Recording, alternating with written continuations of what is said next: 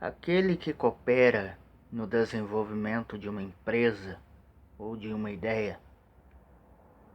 Obreiros fraudulentos, 2 Coríntios 11, versículo 13, como que não tem do que se envergonhar em 2 Timóteo 2, versículo 15. Aí, eu trouxe também o dicionário Aurélio. O tio Aurélio.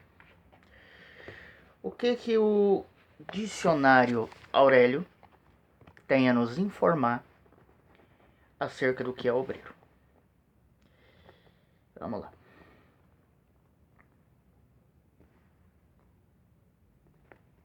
Se não marcar com uma caneta, vira bagunça.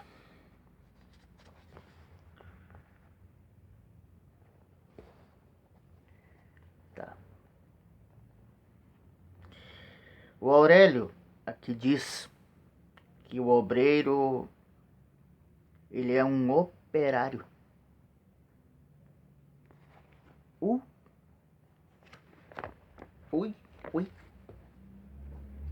E agora?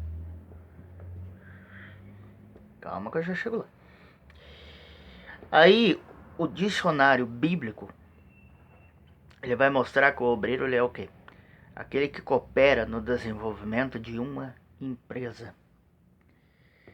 Bateu certinho com que alguns estão por aí idealizando. A igreja virou uma empresa. A igreja virou empresa. A igreja virou empresa. Os membros são produto. E os pastores agora são empresários. Empresário do ramo evangelístico da obra de Deus. Daí isso me deixa assim calminho, sabe? Calmo, tranquilo, sereno, com uma vontade de dobrar duas cordas, entrar no templo e perguntar quem é que manda ainda. Claro que a gente tem que relevar certas coisas, mas tá difícil de engolir. Ah, tá. O que vem a ser o obreiro aqui? O que vem a ser o obreiro? No desenvolvimento de uma empresa ou de uma ideia.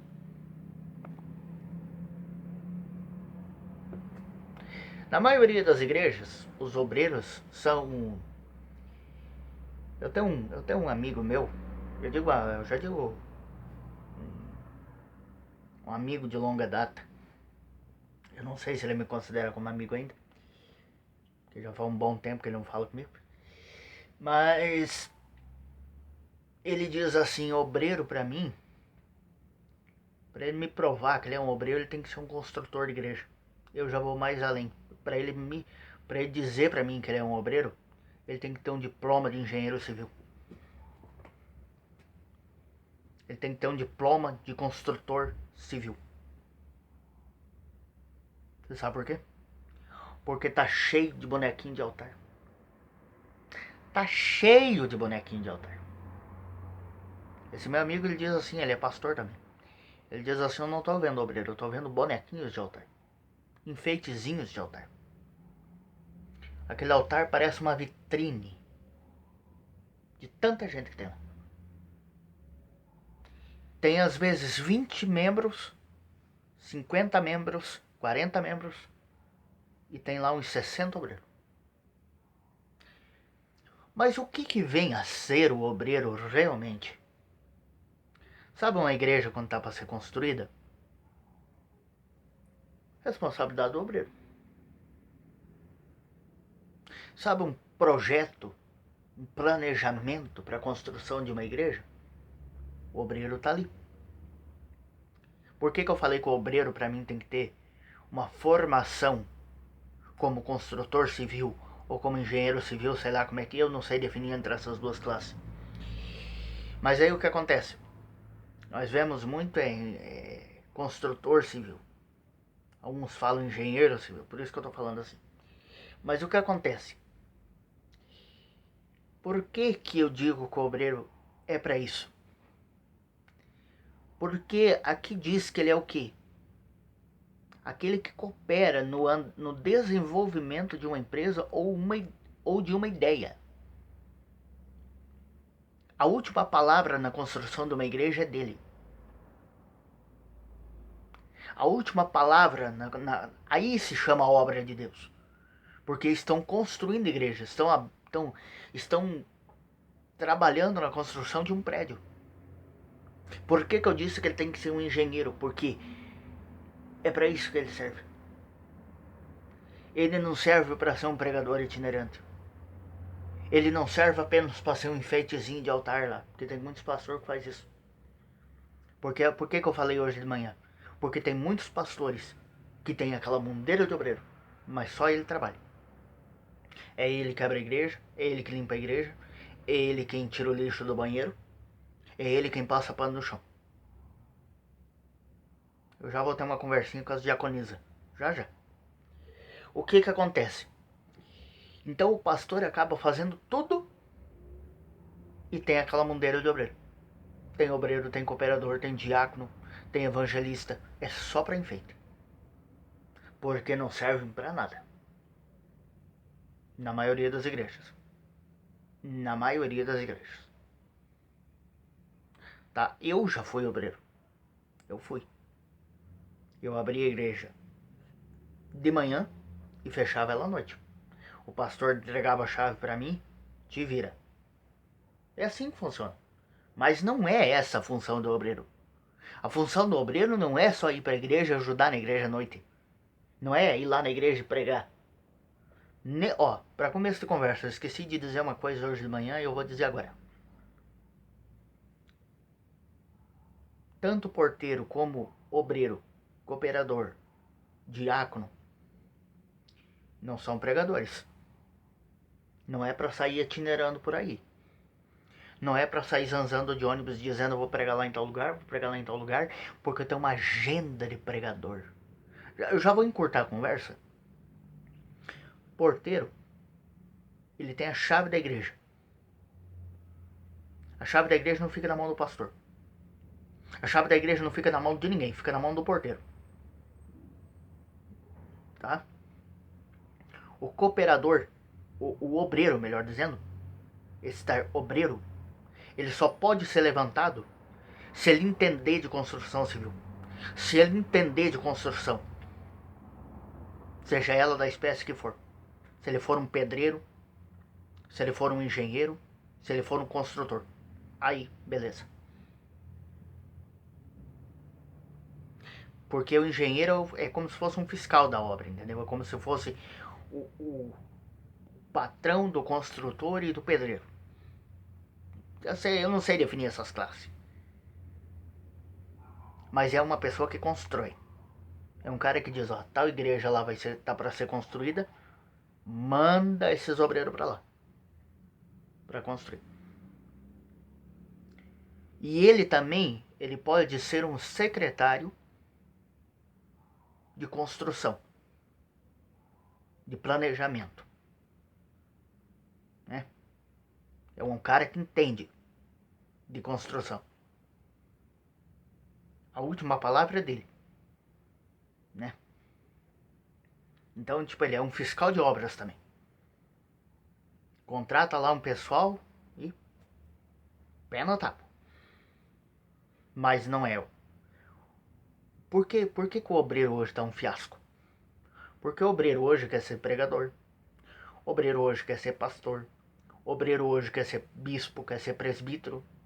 Quer ser tanta coisa. Por que eu falo tantas vezes? Não sabem a função que tem que exercer. Vivem exercendo função errada. Vamos mais para frente. O nosso tempo é curto. Fraudulentos. 2 Coríntios 11, versículo 13. Nos dias de Paulo, esses obreiros dos dias de Paulo aqui, que ajudaram a construir as igrejas da Ásia, ajudaram a construir a maioria das igrejas que Paulo governou e que Paulo cuidou durante muito tempo. Esses caras ajudaram a construir a igreja. Só que tinha um problema. Depois da obra toda finalizada, que eles já não tinham mais o que fazer na igreja, porque Paulo deu a instrução do que era para eles fazer, eles se tornaram fraudulentos. Eles queriam ser algo a mais.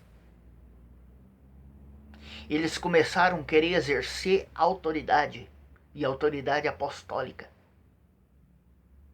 Eles não buscaram de Deus uma nova vocação, o que Deus queria com eles, o que o Espírito Santo queria fazer com eles. Não, eles resolveram fazer as coisas por conta própria.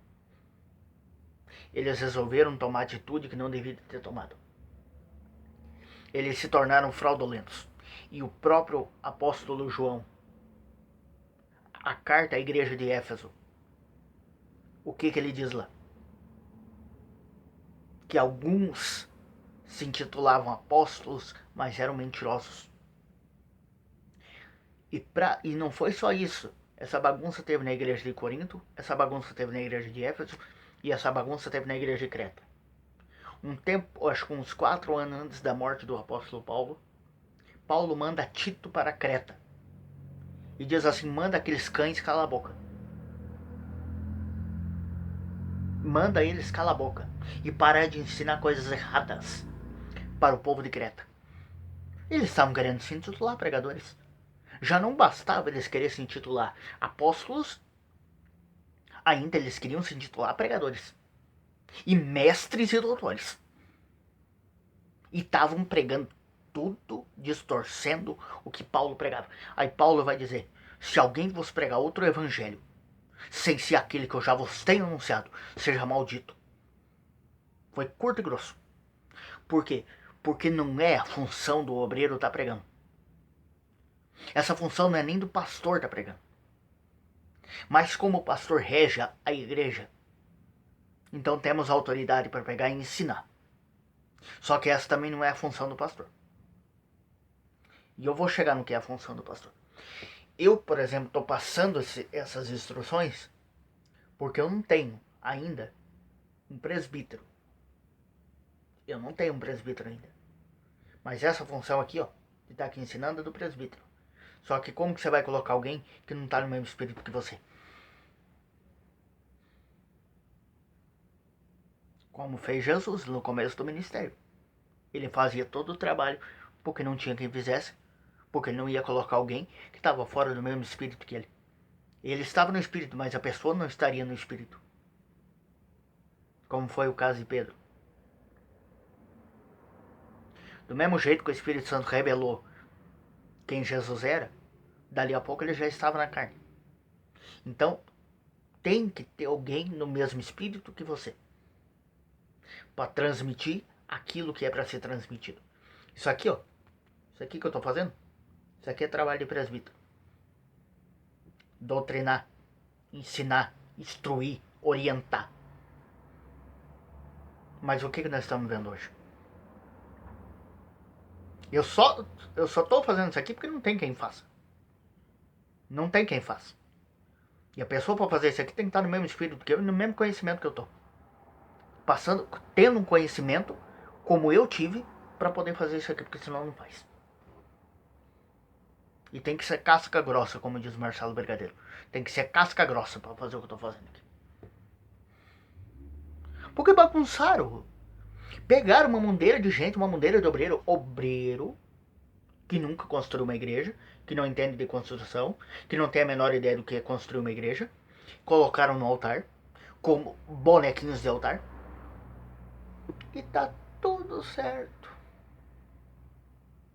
É os ungidos do Senhor. Quem que ungiu esses caras?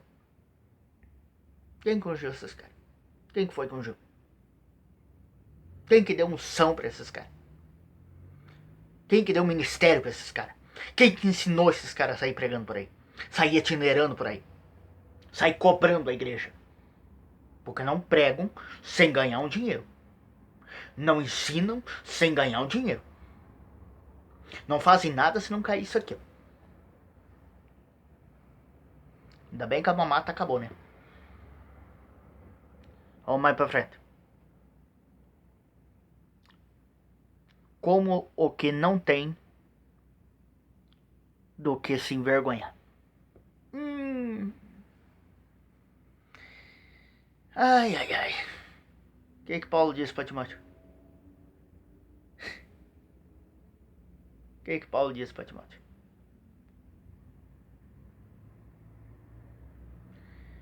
Procura te apresentar como um obreiro aprovado, que maneja bem a palavra da verdade. Você sabe por que Paulo disse isso? Paulo não disse isso para Timóteo, não. Paulo disse para os nossos dias. Porque as pessoas no mundo, elas têm uma mania chata de querer desafiar. Você conhece de Bíblia? Então me cita um versículo. Eu cansei de ver isso.